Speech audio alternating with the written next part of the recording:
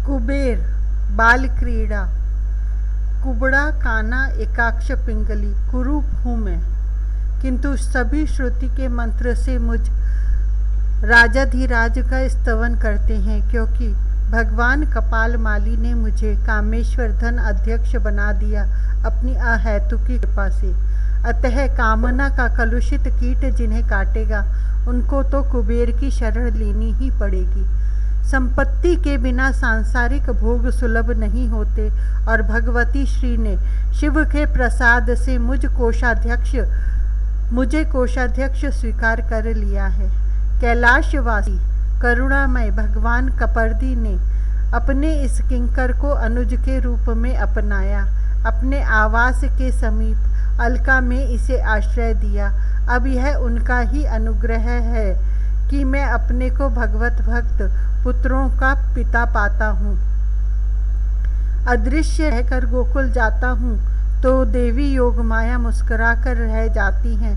मेरे वहाँ पहुँचने पर उन्हें आपत्ति नहीं है, अन्यथा आजकल उनकी अनुकंपा के बिना गोकुल में गगन में भी किसी का प्रवेश असंभव है।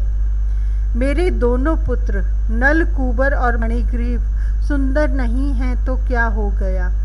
मुझ पिता की कुरूपता मिली उन्हें। पहला मेरे समान ही कुब्ज हो गया। मैं बहुत दुखी था, वे बहुत व्यसनी हो गए थे। पिता की बिना परिश्रम के प्राप्त हुई संपत्ति पुत्रों को कैसा मदान्ध कर देती है, इसका मैं भुक्तभोगी हूँ। मैं मानता हूँ कि मेरे ऑर्डरदानी आशुतोष से मेरा अनुताप सहा नहीं गया। उन सदा शिव की प्रेरणा से ही देवर्षि मेरे दोनों सुतों के समीप पहुँचे थे और सदैव होकर उन्हें शाप दे दिया था। ऐसा शाप जो वरदान के रूप में मांगने का भी साहस मुझ में नहीं है। पुत्र गोकुल में नंद पौरी पर अर्जुन के वृक्ष हो गए। 150 वर्ष वहाँ रहने का सौभाग्य मिला उन्हें और अब श्री नंद नंदन का स्पर्श, उनका आशीर्वाद प्राप्त करके वृक्ष योनि त्याग कर पुनः अलका आ गए हैं। आदित्य के उदय होने पर अंधकार तो रह नहीं सकता। परम प्रकाश स्वरूप पुरुषोत्तम का स्पर्श पाकर मेरे पुत्र पुनीत हो गए। उनके हृदयों में भगवती भक्ति देवी का पदार्पण हुआ। मैं ऐसे पुत्रों को पाकर कृतकृत्य हो गया। मेरे स्वामी भगवान शशांक शेखर गोकुल हो आए।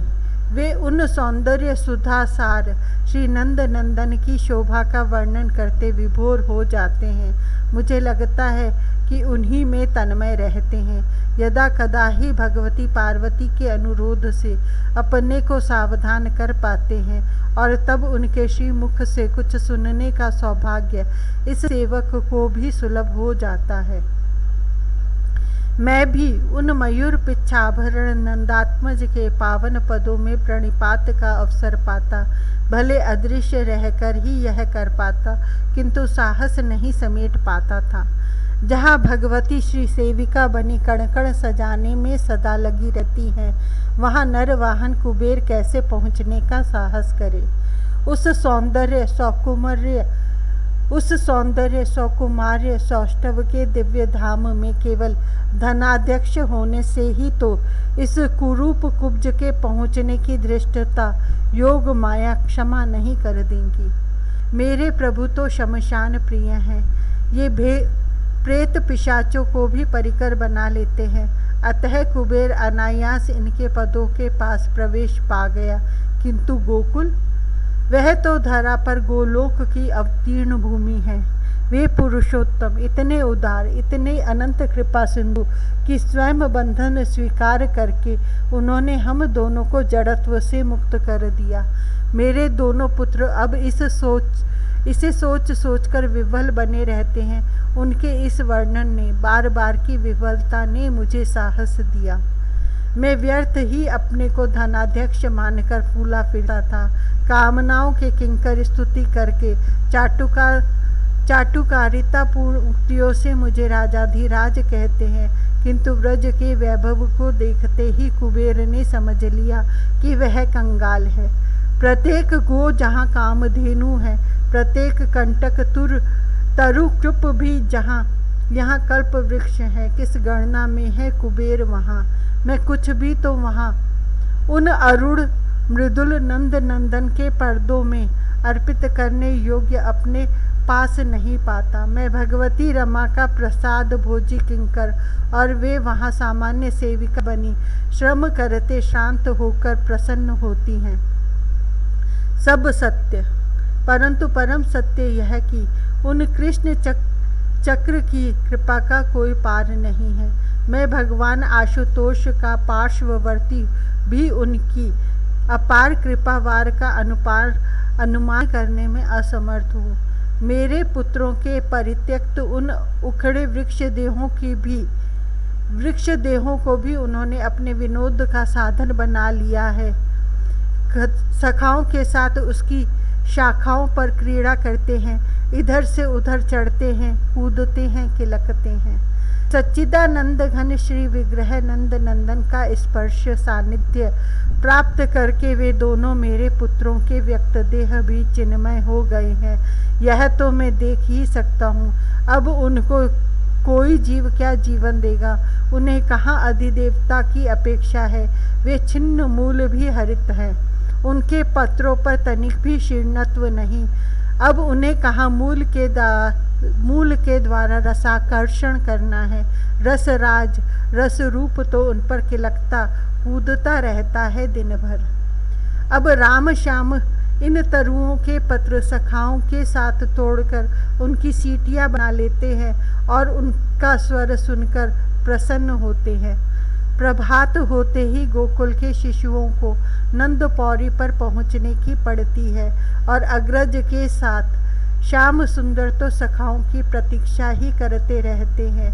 माता रोहिणी पुकारते पुकारते परिश्रांत होती हैं कि दोनों भाई कलेऊ करले पर क्रीड़ा में लगे।